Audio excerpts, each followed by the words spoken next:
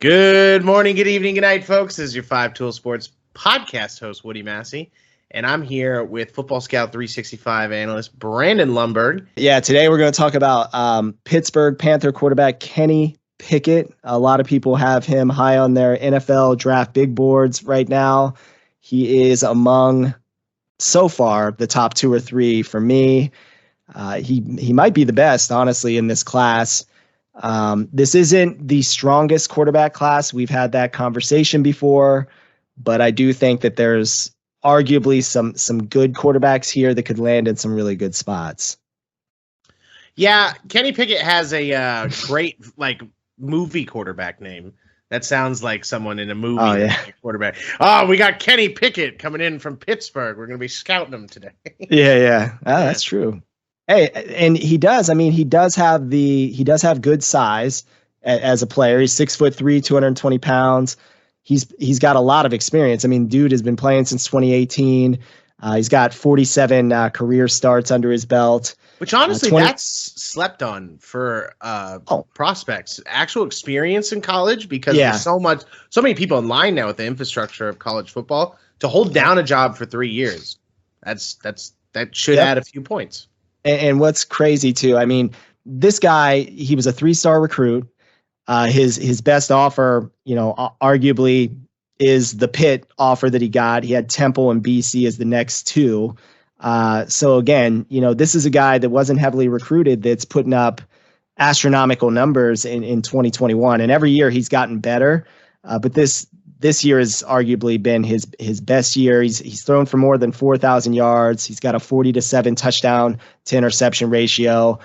He balled out this year. He improved in a lot of aspects of his game. Some of the critiques on him early on, his ball placement, he improved that.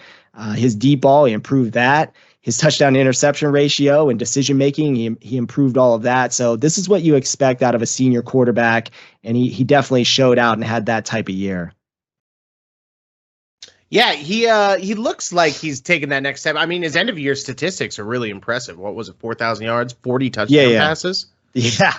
So, I mean, that's a huge jump. I mean, I think the year before it was something like a 16-7 touchdown to interception ratio. So it's quite. And I think the year before that it was like 13-9.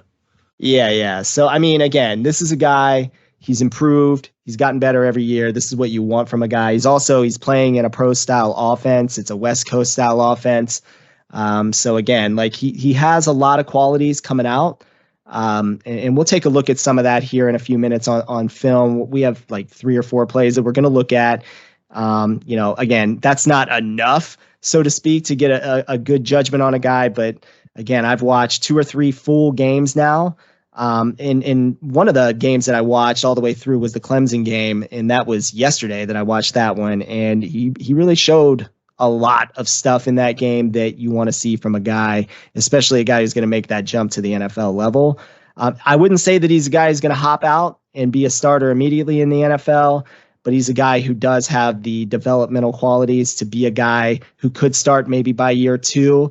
If he is thrown to the Wolves, hopefully he's drafted by a team with pieces already around him. And you just brought up, you typed in his name and it's Pittsburgh Steelers everywhere. So obviously fans and writers and everybody projecting him in that area. That'd be a heck of a place to land for a guy like this, especially with the receivers that they already have in place. Off the jump, watching his placement on his deep balls, he looks like he needs to be in a play action offense. Yep. And guess what? Now, the Steelers struggle for whatever reason. I don't get it. They have the ability to run more play action. They're not running a ton of play action since we're on the topic of the Steelers. So if he does get drafted there, this is a guy that you want to see more of that, especially with Najee Harris at running back, as much as you're using that guy. I think it's also because Big Ben, I mean, obviously it's been talked about on the internet a lot in the last couple of years, gives away when it's pass play a lot with his body language. So that could be a big reason why they don't have a lot of success on play action. Another thing too with Big Ben is how many people respect the deep ball anymore. Yeah, that's true. So you get a guy like this, and that takes pressure off your run game too, because you have to respect a guy who can hit the deep ball. And we'll exhibit that on the film. You'll see that he does have good ball placement. He's got really good mobility when he's moving around. He gets free outside of the pocket and he finds guys, but sometimes he leans on that a little bit too much. I think when I'm watching his film, he'll take off without, kind of staying in the fight, staying in the pocket, moving into the pocket and just trying to make a play that way, going through his progressions. But those are all things that NFL coaches can work on. Yeah. All right. Well, Brandon, why don't you tell us what makes an elite signal caller? Because we're talking about the top quarterback prospect in the draft, but it's different than other years because most years we have at least one guy near the top of the draft. And on most people's draft boards, this is like the 15th or 20th best prospect. Yeah. So this isn't someone who's in contention for a top 10 pick. Maybe the team's desperate and they trade up. Yeah. And you know what? We had seen last year teams willing to potentially take Mac Jones when he wasn't even considered to be a guy in that type of area. And there's a lot of teams probably regretting not taking him in the top 10 now. But the Patriots got him, and that's a top 15 guy by that standard. I had him in the top 10. I think any team that needed a quarterback, the Panthers and Denver being two really fine examples, or even the Falcons, they should have taken their shot and get your guy. But it is what it is. But in terms of position-specific key factors that we like to evaluate, when I'm looking at film, I want to see how accurate a quarterback is. The quarterback position, obviously, you require optimum accuracy at all levels of the field at the NFL level. The top prospects, in any NFL draft that you're looking at the quarterback position, you want to see good accuracy, good ball placement, and what they're able to do to throw a guy open. For example, Mac Jones was a great example of that last year, a guy who had great talent around him at Alabama, but he did really well throwing those guys open, putting those guys in the best positions to be successful. I think that there's some qualities to that. That's something that Kenny Pickett can also improve on, is his being able to throw a guy open, his anticipatory throwing, the things that really people looked at when they were evaluating Tua Tagovailoa, for example. People liked his ability to do that. And then he was followed up at Alabama by Mac Jones, who is excellent at that. So that's definitely a quality you want to pay attention to. We also want to see quarterbacks who are really good decision makers. We already know decision making at the NFL level is paramount to a team's success.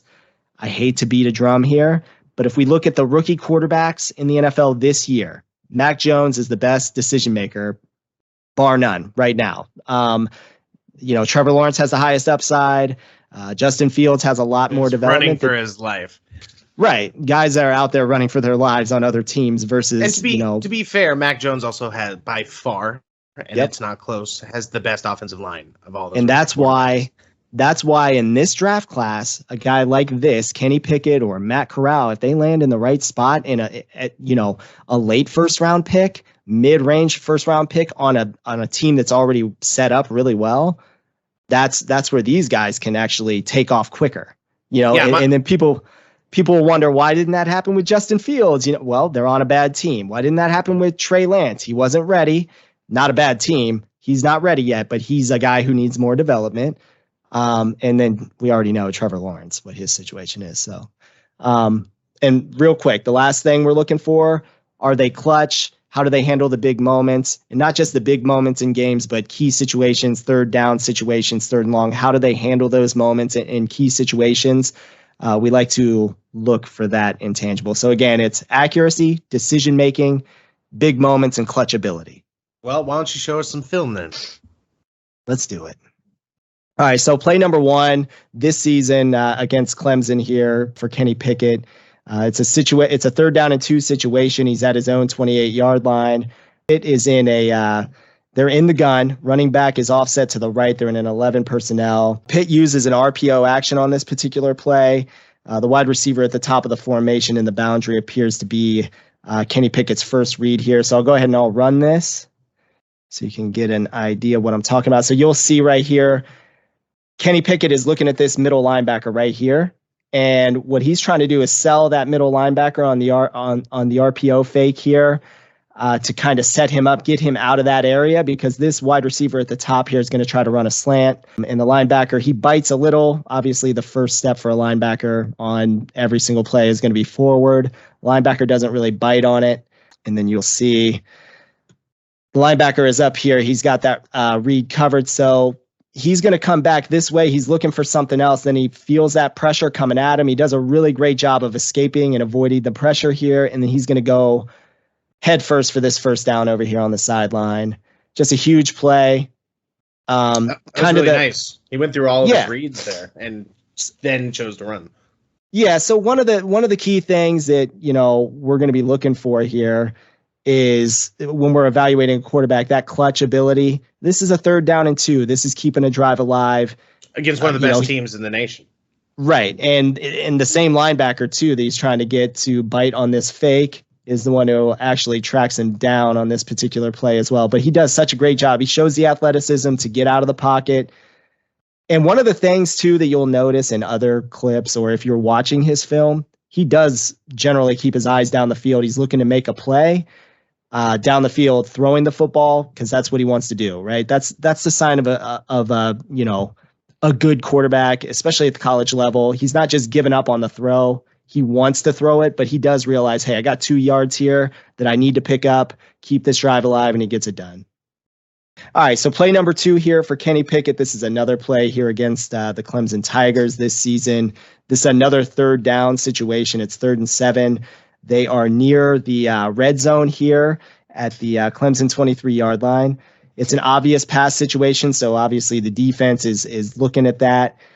So Kenny Pickett basically has to identify, where he's going to go with the football pre-snap here, and he does a really good job of it. Pitt is lined up in 11 personnel. Tight end is in line. He's left of the formation down to the boundary side, which is the short side of the field here.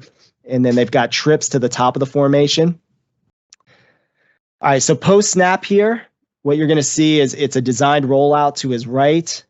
And what you will also notice, and you can't really see here, is his inside slot receiver running a post corner on this play. And he is one-on-one with a safety. So you're going to see a good example here of Kenny Pickett, his deep accuracy and his ability to make a tight window throw. And he's under a little bit of pressure here. He's off platform. He's not really able to step into this throw, by the way, as you can see. And it's just a straight up dime on the money.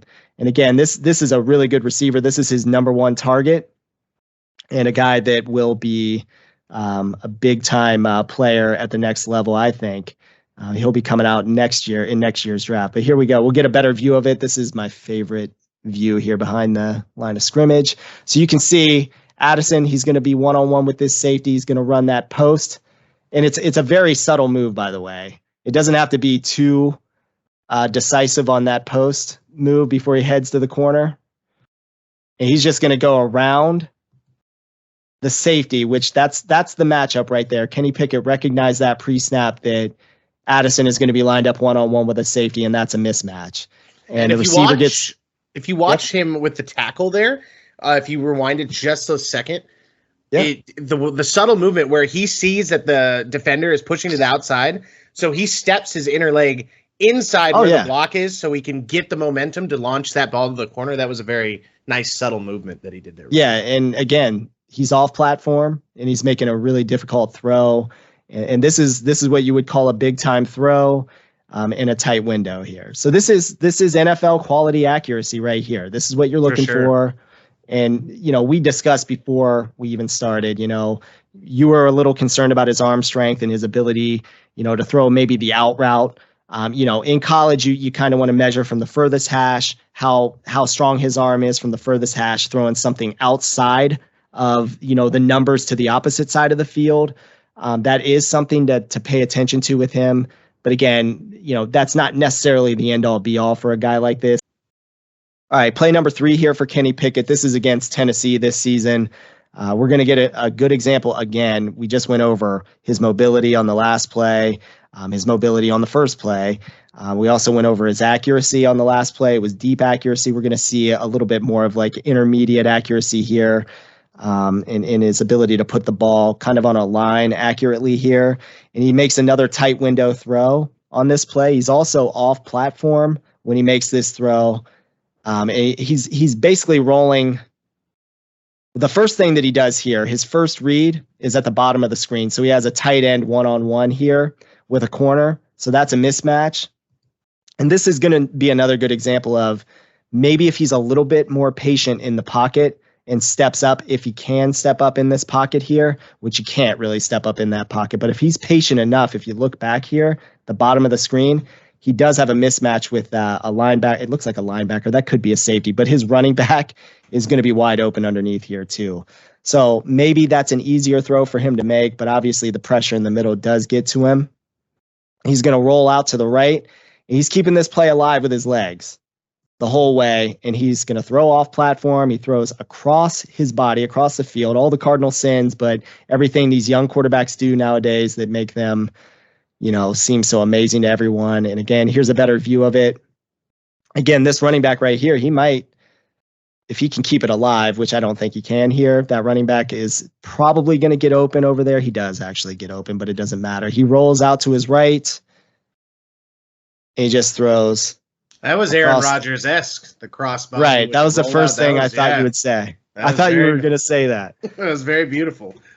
So that's a big thing at the next level. If he can do that again, if your arm's not great, which that looked like plenty of arm strength there. He put more gas on that ball than any other pass I've seen him throw. Yeah, he does exhibit it, from time to time that he does have a strong enough arm. And that's why I think this guy could be successful at the NFL level is he has enough arm strength. But that mobility, getting out of the pocket, keeping things alive. All right, so the last play here is just a great example. There's nothing, he doesn't escape pressure. He stands in here. There's nobody in his face or hitting him, so the protection and everything's good. He's going to recognize man coverage here on the outside, the corner here at the bottom of the screen, and he's going to throw the post route perfectly. So good example of his deep accuracy, his ball placement, all of those things we talked about in the beginning that he really improved on over time, over the years at Pitt. So we'll go ahead and run this. His receiver does a good job. The receiver doesn't even get bumped at the line of scrimmage. He just puts it in a perfect spot for his receiver here to make the play. That was nice placement. He went over 4 plays, and he displayed great mobility on plays. He knows how to escape pressure and keep plays alive with his legs, something that NFL coaches covet. He's not high level as a runner, but he's very adequate as a runner. He's also got the clutchness about him on, in big moments, third down plays, red zone opportunities, things like that. Those are the things you want to see from your quarterback, a guy who can execute in key moments, throwing the touchdown in the red zone against Tennessee or getting that 3rd down and 2 conversion with his legs. That's a big deal. You want to see him slide more, and he does. If you watch, full games of him when he is running around, he does slide. So he has that ability. You don't want him going head first on everything because there's moments where he does take on contact that you don't want your guy to take contact. And going head first into traffic is not advised, especially if you're a first round quarterback. So yeah, that's one thing that I'm looking at that I worry about is his speed. He can get away from these college guys. I'm wondering if he has the speed to get away from the NFL guys, though. The way I view it, Woody, is he's good enough to escape pressure. Yeah. And he does a good job of keeping his eyes downfield. So he doesn't necessarily have to take off running to pick up a first down unless it's there.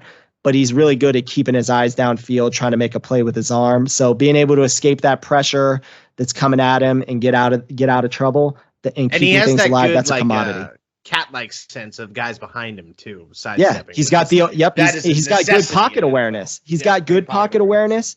There are moments, as we already mentioned, where he escapes maybe too soon. He could hold on, but a lot of times he's very aware. He recognizes where the rush is coming from, and he gets away from it, and he just buys time, and that's huge at the NFL level. So, but the final analysis here is Kenny Pickett. He's a confident player.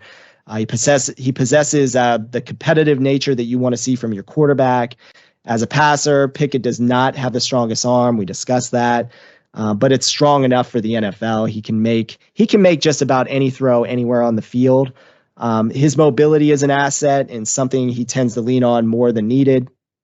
Yet it has bailed the Pitt offense out in critical situations. At the NFL level, Pickett will need to develop as a passer a little bit more. Obviously, his post-snap reads need to improve as well. Every college player needs that, particularly his ability to recognize post-snap coverage.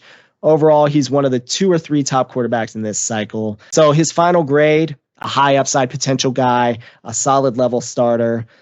His ceiling grade, he does display some instant impact potential. I'm not saying he's going to be the high level NFL starter, but he does have he shows so he can dial up the big one. Yeah, he's a guy who displays some of that instant impact potential that ability. Pocket presence where he can roll out and keep his eyes focused downfield, and the breakdown play that turns into the big play. You need that in a starting quarterback. And then the deep ball accuracy, and then his floor grade would be a lower level starter at this point. So he's kind of got he's got a high ceiling, low floor, but he's in the middle. To me, he's a solid level NFL. He has solid level NFL potential as a starter. So, do you have any good fits outside of Pittsburgh? Maybe. Honestly, I mean, any of the teams that need a quarterback. I mean, think about it. Carolina, Denver, any of those teams that did not take a quarterback this last. Denver would be interesting for this guy with that how much wide receiver talent they have and the big targets, because the guys, when you have receivers such as like Sutton or Tim Patrick that are so big and that can go up and get the ball, a guy who can put it up there and arc it and place it that well, he could find some value there for sure. Free agency cycle is going to shake things up too. So sure. So well, Brandon, I think without further ado, that was after further review. We did it again. We'll be back next week, I think, with Kenneth Walker from Michigan State, running back. We'll hit on our favorite position. I'm excited to watch that kid because I've only seen highlights this year so far. I didn't catch any state games live, and that kid looked like the truth. So I'm super psyched for it.